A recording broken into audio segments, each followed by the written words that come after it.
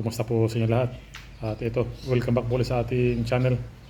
Bali po ngayon ay mag-unbox lang tayo ng ating bagong tools. Ito po siya. Ano po ito? OBD2 scanner kung tawagin, or onboard diagnostic 2. Ayan. So ito yung bago nating tools.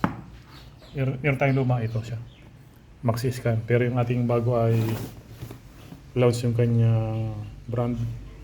Ito yung kanyang model.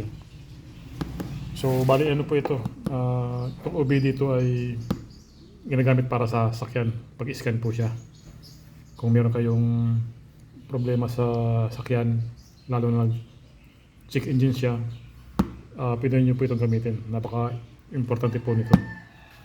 Ayan. So bali ating buksan.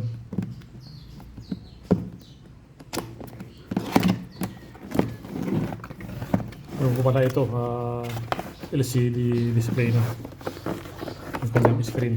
Ayan. So ito yung kanyang manual. Ayan, yung manual niya. Then buksan natin yung kanyang case. Ayan. So ito po yung ating launch OBD 2.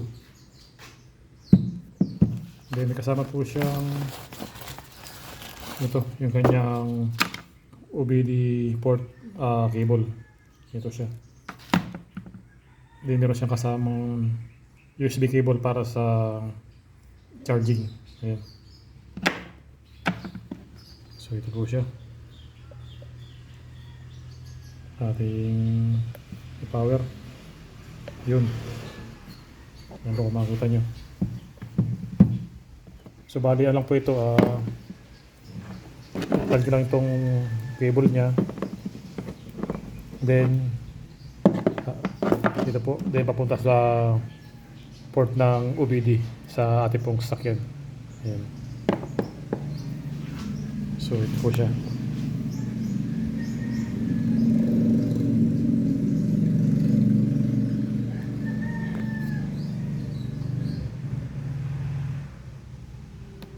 Yan, magana po siya. So yan po, yan. Pwede kayong mag-select ng sasakyan kung anong brand. Ayan, balian pa natin ito. Testing natin sa ating sasakyan para po matesting natin kung okay siya. Then pwede ka rin dito sa navigator. Ayan. Pwede rin po dito sa screen niya, touch screen siya. Ayan o.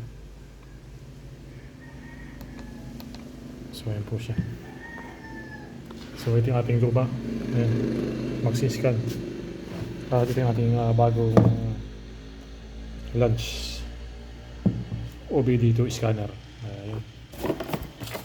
So okay po, short video lang tayo. Bali ano tayo, mag-unbox lang. So okay po, thanks for watching.